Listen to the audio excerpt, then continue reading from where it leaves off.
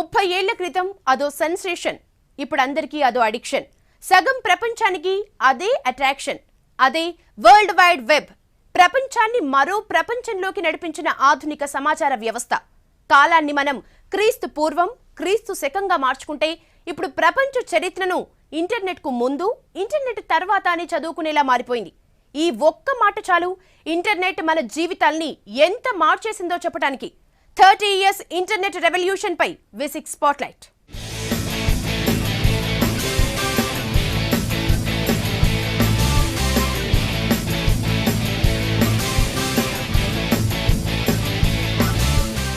తినే నోరు, తిరిగే కాలు ఆగవు. అది వాటి సహజ లక్షణం. అదెంత సహజమో చేతి వేళ్లు ఆడించటం, క్లిక్ చేయటం ఇప్పుడంతే కామన్. 2 దశాబ్దాలుగా ఇది మనిషి సహజ లక్షణం అయిపోయింది. ప్రపంచం ఇప్పుడు కీప్యాడ్, మౌస్, ఇంటర్నెట్ చుట్టే తిరుగుతోంది. భూమి తన చుట్టూ తాను తిరుగుతుందన్నది ఎంత నిజమో మనిషి ఇంటర్నెట్ చుట్టూ తిరుగుతాడన్నది అంతే నిజం. 30 ఏళ్ల ఇంటర్నెట్ విప్లవంలో ఊహించని మార్పులెన్నో. ఆత్మ, అంతరాత్మ, పరమాత్మ, మనిషి నమ్మే కర్మ సిద్ధాంతాలివి. ఆధునిక యుగంలో ఇంటర్నెట్ ఈ పాత్రలన్నీ పోషిస్తోంది. కాదని ఎవరైనా చెప్పగలరా? No chance. ఎందుకంటే సగం ప్రపంచానికి ఇంటర్నెట్ ఊపిరిపోసే ఆత్మలా మారింది. కోట్లాది మందికి అదే అంతరాత్మలా తయారైంది. కనిపించని మరో ప్రపంచానికి పరమాత్మగా మారింది. Kansas City, here I come.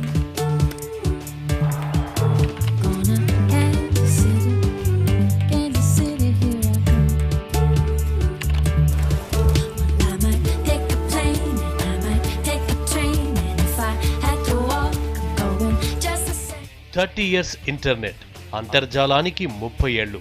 ఒకప్పుడు మిలిటరీ అవసరాల కోసం అమెరికా తయారు చేసిన ఓ మామూలు సమాచార వ్యవస్థ అది కాస్త ప్రపంచానికి ప్రాథమిక అవసరంగా మారిపోయింది.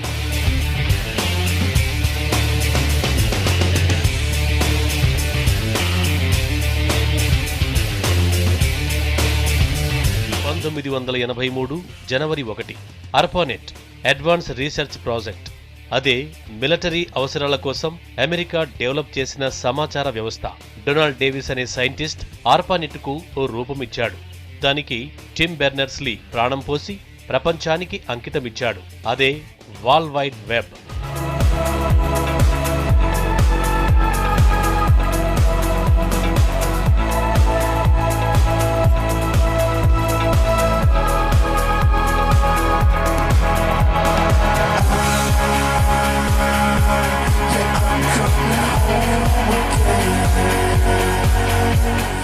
నిజానికి ARPANET అనేది అమెరికన్ మిలిటరీ వ్యవస్థలోని కంప్యూటర్లన్నింటినీ లింక్ చేస్తూ సమాచారాన్ని షేక్ చేసుకునేందుకు ఉద్దేశించింది.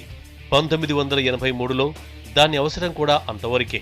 అదే ఇంటర్నెట్ ప్రోటోకాల్ సూట్ పేరుతో సమాచార వ్యవస్థకు దారితీసింది. రకరకాలుగా అభివృద్ధి చెందుతూ ఇప్పుడిలా మన ముందు సెటిల్ అయిపోయింది.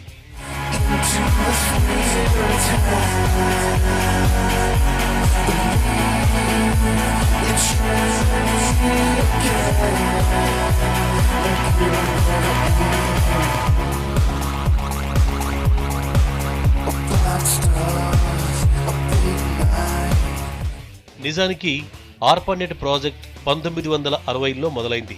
దాన్ని డెవలప్ చేసేందుకు అమెరికాకు 2 దశాబ్దాలు పట్టింది.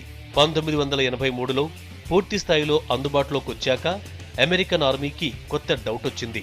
సమాచారమంతా ఒకే దగ్గర జామై శత్రువులకు చేరితే ఆ డౌటే ఇంటర్నెట్ ప్రోటోకాల్ సూటుకు బాటలు వేసింది. అంతే, రకరకాల అభివృద్ధి చెందుతూ IPS అందుబాటులోకి వచ్చింది. సమాచార విభజనతో పాటు వ్యవస్థ వికేంద్రీకరణ జరిగింది.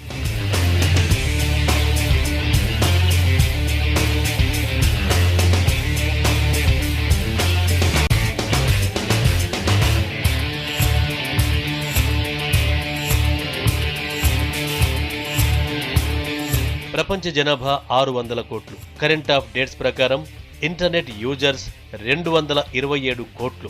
ప్రతి గంటకు లక్షలాది మంది ఇంటర్నెట్ యూజర్లుగా మారిపోతున్నారు. 5 ఏళ్ల క్రితం ఈ సంఖ్య కేవలం 120 కోట్లు. ఈ మార్కు చేరుకోవడానికి 2 దశాబ్దాలు పట్టింది. కానీ ఆ సంఖ్య డబుల్ అవడానికి 5 ఏళ్లు పట్టింది. సగం ప్రపంచం వరల్డ్ వైడ్ వెబ్కి దాసోహమైందన్నమాట. కామన్ మెన్ నుంచి కార్పొరేట్ దాకా పిల్లాడి నుంచి వృద్ధుడి దాకా అందరూ ఇంటర్నెట్ యూజర్సే.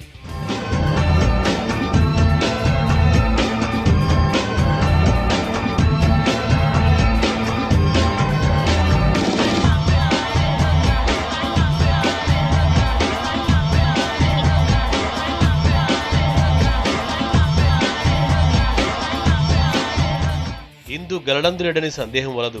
ఎందెందు వెదికిన అందందే కలదు అన్నట్టు అంతర్జాలంలో అన్నీ ఉంటాయి. Video, audio sharing, chatting, business deals, online services అన్నీ. ఇంటర్నెట్ లేని ప్రపంచాన్ని ఊహించడం చాలా కష్టం. తిండినైనా మానేస్తారేమో గాని అంతర్జాలంలోకి దూరకుండా మనిషి ఉండలేడు. మనిషిని నెట్లోకి నెట్టి ఇంటికే పరిమితం చేసేది వరల్డ్ వైడ్ వెబ్.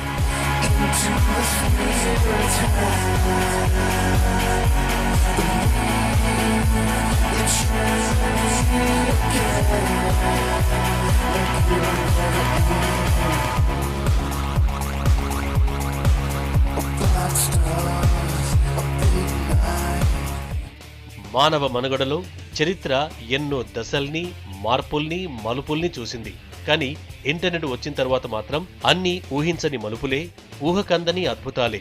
రేపపాట్లో జననం, రేపపాట్లో మరణం అన్న సామెతను నిజం చేస్తూ ట్రెండ్స్, ఫ్యాషన్స్ అన్నీ ఎప్పుడొస్తున్నాయో, ఎలా మాయమవుతున్నాయో ఇంటర్నెట్కే ఎరుక అన్నట్టు తయారైంది పరిస్థితి. ఇవాళ కొత్తదనుకున్నది రేపు పాతదైపోతుంది. సంవత్సరాల కిందటి నాటి ట్రెండ్స్ అప్పటికప్పుడు ట్రెండ్స్ అయి కూర్చుంటున్నాయి. అదంతా ఇంటర్నెట్ మహిమే. 30 years ఇండస్ట్రీ సిన్స్ 1983. ఇంటర్నెట్ గురించి 2 ముక్కల్లో చెప్పాలంటే ఇంతే. కానీ 30 ఏళ్లలో ప్రపంచానికి చుక్కలు చూపించింది వరల్డ్ వైడ్ వెబ్. అద్భుతాలతో పాటు అనర్థాలను పరిచయం చేసింది. మనిషి జీవితాన్ని ఎంత ఈజీ చేసిందో అంత బ్రహ్మ పదార్థంగా మార్చేసింది. ఇంతకీ ఇంటర్నెట్ ప్రపంచానికి ఎలా పరిచయమైంది, మనిషి జీవితంలో ఎలా భాగమైపోయింది? ఇంటర్నెట్ హిస్టరీపై have a look.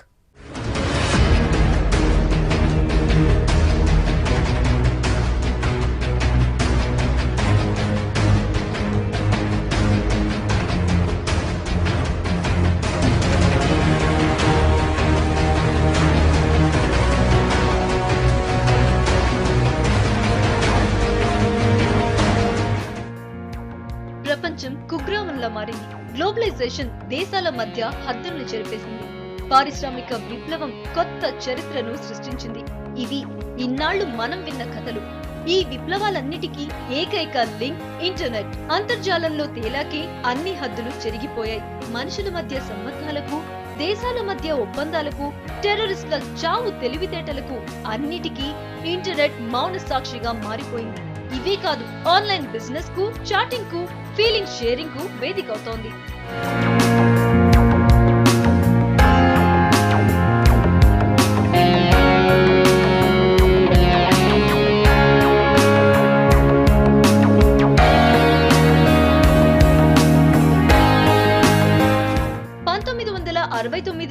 America security విభాగం అడ్వాన్స్డ్ రీసెర్చ్ ప్రాజెక్ట్ ఏజెన్సీ 1983 జనవరి 1న మిలిటరీ అవసరాల కోసం ఆర్పానెట్ ను డెవలప్ చేసింది. దాని ఆధారంగా 1989లో Britain computer scientist Tim Berners-Lee world wide web ని డెవలప్ చేశాడు.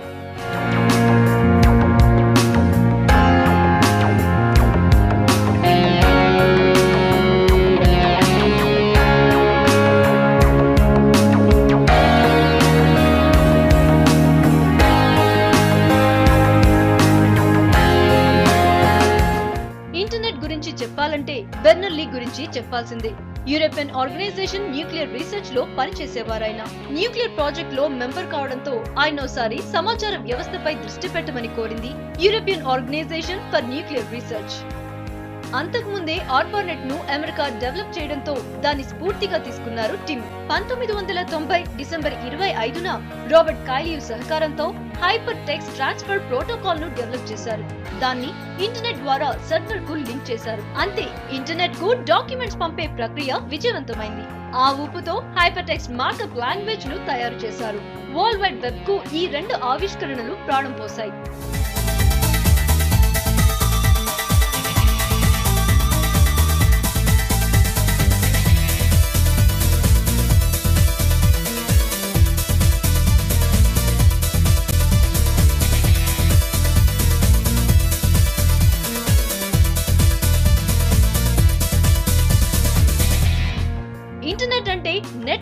నెట్వర్క్స్. నెట్వర్క్ అంటే కంప్యూటర్ల మధ్య కనెక్షన్, వాటిని అనుసంధానించేది IP. Internet protocol online sharing కు ఐపీ చాలా ముఖ్యం. బ్రీఫ్ గా ఇంటర్నెట్ లోని ఇంటర్లింక్ గురించి చెబితే ఇంతే.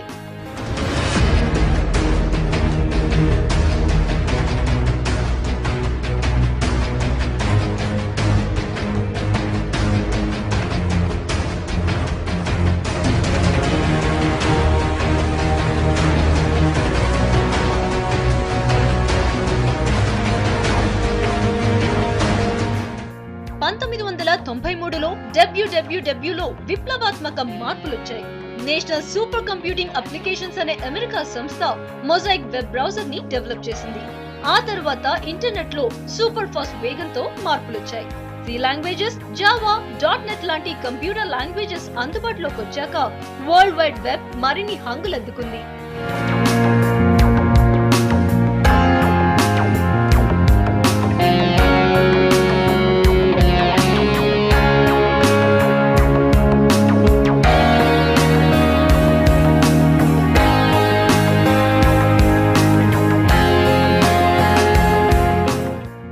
విప్లవంలో చెప్పుకోవాల్సిన గొప్ప మార్పు గూగుల్ సెర్చ్ ఇంజిన్.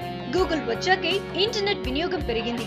ఇంటర్నెట్ అంటే గూగుల్లోకి ఎంటర్ అయిపోవడమే అనుకుంటారంతా, కానీ ఇంటర్నెట్ డేటాబేస్ నుంచి డేటాను అందించే ఓ సోర్స్ మాత్రమే అన్నది చాలా మందికి తెలియని విషయం. ప్రపంచంలోని ఇంటర్నెట్ కంప్యూటర్ల సమాచారం అంతా డేటాబేస్ కు చేరుతుంది. అక్కడి నుంచి ఎవరికి కావాల్సిన సమాచారం వాళ్లకు వచ్చేస్తుంది. కానీ అన్ని లింకులు ఒకే డేటాబేస్ కి లింక్ అయి ఉంటాయి. అదే ట్విస్ట్.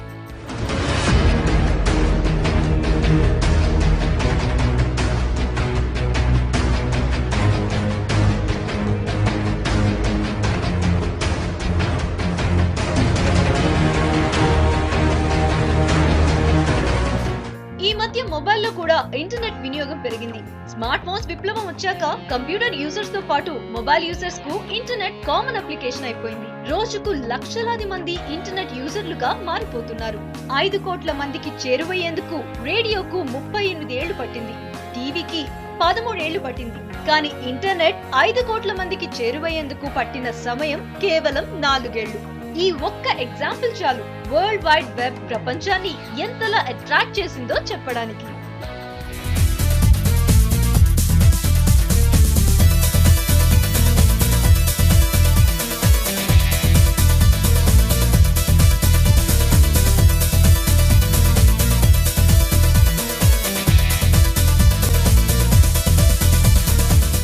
V6 స్పాట్లైట్ లో ఇప్పుడు స్మాల్ బ్రేక్.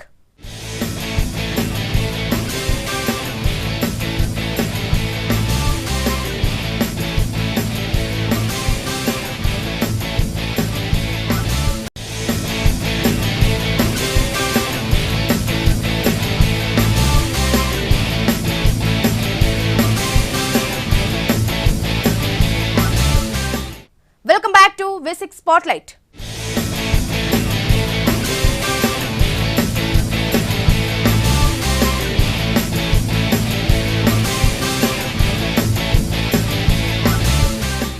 ప్రపంచానికి ఇంటర్నెట్ ఆశ, శ్వాస అన్నీ. మానసిక ఉల్లాసానికి సాంగ్స్ డౌన్లోడ్, చూడ్డానికి యూట్యూబ్ వీడియోస్, ఫీలింగ్స్ షేరింగ్ కు సోషల్ నెట్వర్కింగ్ సైట్స్. మనిషికి ఏం కావాలో అడగకుండానే అందిస్తోంది ఇంటర్నెట్. కావాల్సిన ఆనందాన్ని వెతుక్కుని వాడుకోవటమే. అదే ఇప్పుడు కోట్ల మంది కొంప ముంచుతోంది. సీక్రెట్స్ అన్ని బట్టబయలు చేస్తోంది. మనిషికి ఎంత అవసరమో అంత అనవసరంగా మారింది. సందేహాలు లేని మనిషి భూమి మీద ఉండడు. సందేహాలు రాకపోతే అసలు మనిషే కాడు. అందుకే ప్రశ్నించడం నేర్చుకో అని చైనాలో సామెత. ఓ అర శతాబ్దం క్రితం సందేహం ఏదైనా పత్రికలు, బుక్స్, చరిత్రకారులు చెప్పే చారిత్రక ఆధారాలే ఆధారం. కానీ 2 దశాబ్దాల క్రితం ఇంటర్నెట్ విశ్వవ్యాప్తమయ్యాక పరిస్థితి పూర్తిగా మారిపోయింది. డౌట్ వస్తే చాలు గూగుల్లోకి లాగిన్ అయిపోతున్నారంతా. అంటే ఇంటర్నెట్ మనిషికి ఎంతలా సమాచారాన్ని ఇస్తోందో, ఎంతలా అడిక్ట్ చేసిందో అర్థం చేసుకోవచ్చు. నిజానికి మనం వాడే భాష కంప్యూటర్కు అర్థం కాదు. దాని భాషంతా బిట్లు, బైట్లే, జీరోలు, ఒకట్లే. మనం కంప్యూటర్కిచ్చే ప్రతి ఆదేశం బైనరీలోకి కన్వర్ట్ అయ్యాకే ప్రాసెస్ అవుతుంది. హ్యూమన్ లాంగ్వేజ్ ను బైనరీ లాంగ్వేజ్ లోకి కన్వర్ట్ చేసేది ఇంటర్ప్రెటర్. అదంతా కంప్యూటర్కు సంబంధించిన కోడ్లోకి మారిపోయాక కంపైలర్ ద్వారా చెక్ అవుతుంది. అప్లికేషన్ రన్ అయ్యాక రిజల్ట్ జనరేట్ అవుతుంది. అదే కంప్యూటర్ లాంగ్వేజ్ లోకి మారిపోయి హ్యూమన్ లాంగ్వేజ్ లోకి కన్వర్ట్ అవుతుంది. ఇదంతా ఓ పెద్ద ప్రాసెస్. అదంతా సాఫ్ట్వేర్, హార్డ్వేర్ల మాయాజాలం.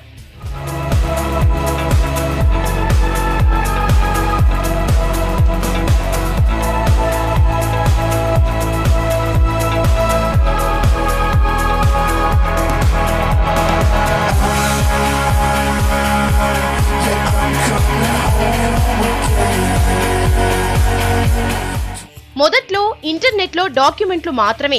ఒక్క మెసేజ్ కంప్యూటర్ లాంగ్వేజ్ లోకి కన్వర్ట్ అయ్యేందుకు ఒక రోజు పట్టేది. కానీ ఇప్పుడు అదే ఇంటర్నెట్లో సెకండ్కో SMS చేసుకునే ఛాన్స్ వచ్చింది. అదొకటే కాదు, ఫైల్స్, ఫోటోస్, ఆడియో, వీడియోలను అప్లోడ్ చేసే ట్రెండ్స్ వచ్చేశాయి. ఇదంతా కంప్యూటర్ జనరేషన్స్ లో ఇంటర్నెట్ ద్వారా జరిగిన మార్పులు. ఇక స్మార్ట్ ఫోన్స్ వచ్చాక ఇంటర్నెట్ వినియోగం మరింత పెరిగిపోయింది. ఇంటర్నెట్ దెబ్బకు అంతర్జాతీయంగా ఎక్కువ సర్క్యులేషన్ ఉన్న 25 పత్రికల్లో 24 గల్లంతయ్యాయి. అంటే ఇన్ఫర్మేషన్ కోసం పత్రికల కంటే నెట్ నే ఎక్కువ యూజ్ చేస్తున్నారన్నమాట. ఇంటర్నెట్ రాకముందు 18వ శతాబ్దంలో ఓ మనిషి జీవిత కాలంలో తెలుసుకున్న సమాచారంతో పోలిస్తే న్యూయార్క్ టైమ్స్ లో వారం రోజుల్లో వచ్చిన సమాచారం ఎక్కువ. కంప్యూటర్ కెపాసిటీతో అంచనా వేస్తే దాని కెపాసిటీ 4 ఎగ్జాబైట్లు. అది 5000 ఏళ్లకు సరిపడే ఇన్ఫర్మేషన్. అలాంటిది ఒక్క ఏడాదిలోనే ఇంటర్నెట్ లో అంతకంటే ఎక్కువ ఇన్ఫర్మేషన్ అప్లోడ్ అయిందంటే దాని స్పీడ్ ఎంతో అర్థం చేసుకోవచ్చు. వరల్డ్ వైడ్ గా వెబ్ వినియోగం చాలా ఎక్కువైంది. ఆల్ ఇన్ వన్ అన్నట్లు వెబ్ పోర్టల్స్, టీవీ, మూవీస్, మనిషికి కావాల్సిన అన్ని సౌకర్యాలు నెట్ లో చూసుకునే అవకాశం కల్పిస్తోంది. అందుకే ఓ టీవీ కొనుక్కునే కంటే ఓ ట్యాబ్ కొనటం బెటర్ అన్న నిర్ణయానికి వచ్చేస్తున్నారంతా. ఇవే కాదు, online shoppings, online tuitions, online business, ఇలా ప్రతిదీ ఇంటర్నెట్ తో జరిగిపోతున్నాయి. ఒకప్పుడు వేగులతో సమాచారం పంపితే రోజుల తర్వాత గానీ సమాచారం తెలిసేది కాదు. ఇప్పుడు ఆన్లైన్ లోకెళ్లి ఒక్క క్లిక్ చేస్తే చాలు, ఒకే మెసేజ్ కోట్లాది మందికి చేరుతోంది. అది సమాచార విప్లవంలో ఇంటర్నెట్ తెచ్చిన మార్పు. మొన్నటి ఢిల్లీ ఘటనకు వారధి ఇంటర్నెట్ మెసేజెస్. యూత్ అంతా సోషల్ నెట్వర్కింగ్ సైట్లకు అడిక్ట్ అయిపోయిన వాళ్లే. దాంతో ఒక్క మెసేజ్ తో ఉద్యమం తారా స్థాయికి చేరింది.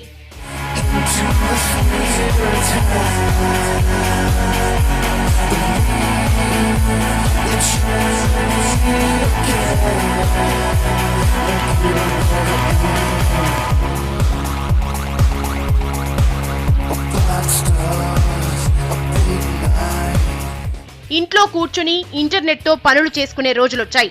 ఆఫీస్ కి వెళ్లకుండానే వర్క్ అంతా ఇంట్లో చేసుకుని బాస్ కి అప్లోడ్ చేస్తే సరిపోతుంది అనుకునేంతలా మార్చేసింది ఇంటర్నెట్. అంతేకాదు, ఆన్లైన్ బిజినెస్ కూడా కోట్లాది మందికి ఉపాధి కల్పిస్తోంది. గతంలో పబ్లిసిటీ, ప్రమోషన్స్ పేరుతో కోట్లాది రూపాయలు ఖర్చు పెట్టాల్సిన పరిస్థితి. కానీ ఒక్క వీడియోను యూట్యూబ్ లో అప్లోడ్ చేస్తే చాలు, కావాల్సినంత పబ్లిసిటీ. ఫ్రీ పబ్లిసిటీ కూడా ఇంటర్నెట్ తో సాధ్యమవుతోంది. క్లిక్కుకి డాలర్ల వర్షం కురుస్తోంది. కొరియా సింగర్ సైకి మన కొలవెరీ సాంగ్ కి వచ్చింది ఫ్రీ పబ్లిసిటీనే. లక్షలాది సైట్లు, వేలాది బ్లాగులు, ఎవరికి కావాల్సింది వాళ్లు తీసుకునే, తెలుసుకునే అవకాశం. అది రూపాయి పెట్టుబడి లేకుండా. మరి ఇంటర్నెట్ ద్వారా బిజినెస్ చేసుకునే వాళ్ల పరిస్థితి ఏంటనేగా డౌట్. యూట్యూబ్ లో పాపులర్ వీడియోను వీక్షించాలంటే ముందు ఓ యాడ్ ను తప్పక చూడాలి, ఇష్టం ఉన్నా లేకపోయినా. ఇంకేదైనా బ్లాగ్ ను ఓపెన్ చేయాలంటే దానిపై క్లిక్ చేసేలోగా యాడ్ల వెల్లువ. చిరాకేసినా సరే భరించాల్సిందే. ఇంటర్నెట్ బిజినెస్ కు అవే ఆధారం. 2012లో ఇంటర్నెట్ వ్యాపారం 56,000 కోట్ల రూపాయలంటే ఆశ్చర్యపోక తప్పదు.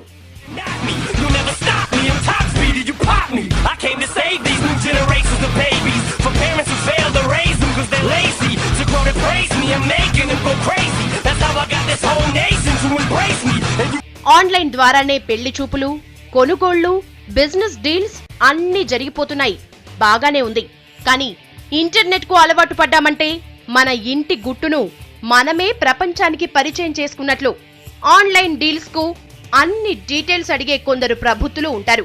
వివరాలు చెప్పేగానే క్రెడిట్, డెబిట్ కార్డులతో అకౌంట్లను గుళ్ల చేస్తున్న ఘటనలు చాలానే చూస్తున్నాం. ఆన్లైన్ మోసాలకు హద్దే లేకుండా పోతోంది.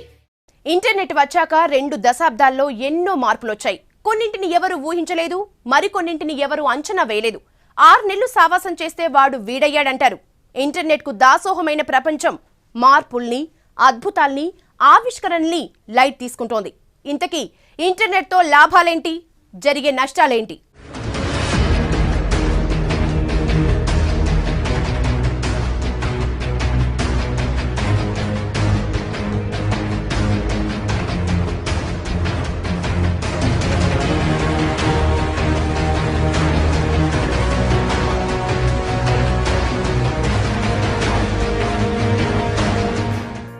Eat internet, drink internet, sleep internet. Globe మొత్తం ఇదే పరిస్థితి. ఇంటర్నెట్ లేకపోతే యుగాంతం కళ్ల ముందు కనిపించే ఫీలింగ్ కోట్లాది మందిది.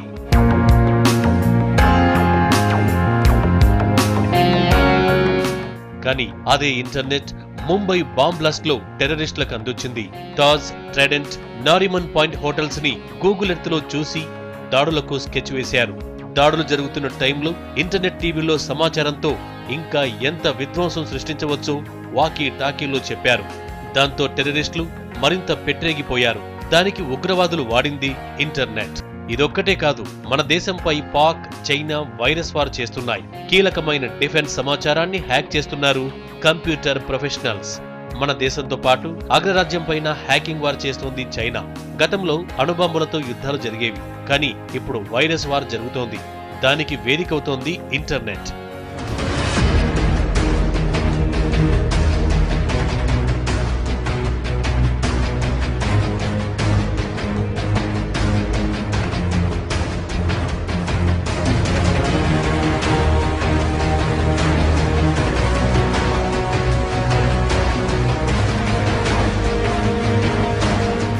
అవసరం ఉన్నా లేకపోయినా అన్ని ఆన్లైన్ లో షేర్ చేసుకోవడం కామన్ అయింది. ఆ మధ్య అమితాబ్ ని, లతా మంగేష్కర్ ని ఆన్లైన్ లో చంపేశారు కొందరు ప్రబుద్ధులు.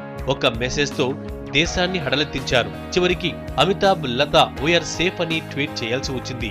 ఈ ఇన్సిడెంట్స్ చాలు ఇంటర్నెట్ వ్యక్తిగత జీవితాన్ని ఎలా బజార్న పడేస్తుందో చెప్పడానికి.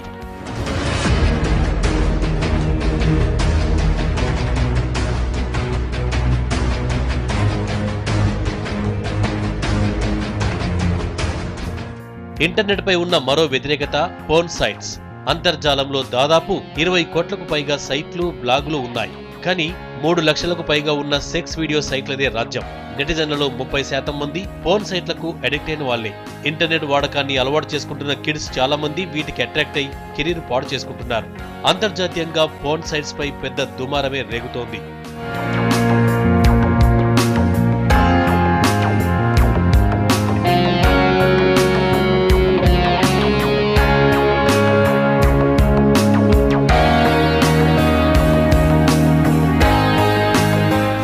అనర్థాల సంగతి పక్కన పెడితే గూగుల్ ఫైబర్ పేరుతో ఫాస్టెస్ట్ యాక్సెస్ ఇంటర్నెట్ ఒకటి అందుబాటులోకి రాబోతోంది. ఇప్పుడున్న 10 MBPS కెపాసిటీకి 100 రెట్లు ఎక్కువుండే ఇంటర్నెట్ ని గూగుల్ ఫైబర్ డెవలప్ చేసింది.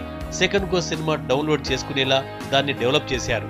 ప్రస్తుతం అమెరికాలో అందుబాటులోకి వచ్చింది. ఈ ఏడాది చివరి నాటికి గూగుల్ ఫైబర్ మన దేశంలోకి వచ్చే అవకాశం ఉంది.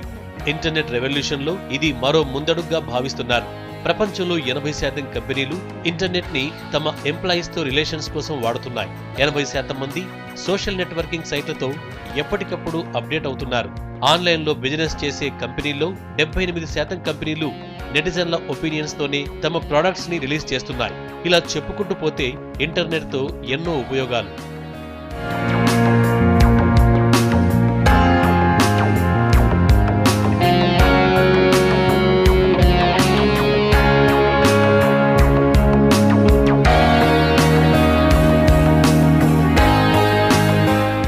మంచి, చెడు అన్నవి మనిషి నిర్ణయించుకోవాల్సినవి.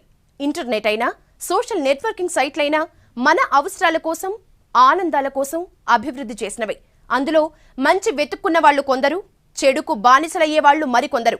శాంతి సందేశాల్ని, ఉద్యమ స్ఫూర్తిని ప్రపంచమంతా పంచే ఇంటర్నెట్ తుపాకులు, బాంబుల తయారీ గురించి కూడా చెప్తోంది.